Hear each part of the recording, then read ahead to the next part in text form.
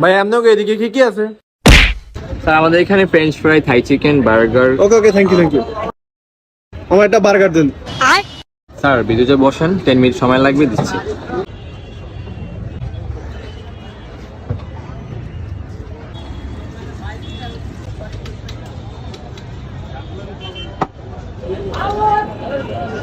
ভাই এটা দিছেন কিন নিগা? আমি তো এটা বার্গার লাগে খাই না।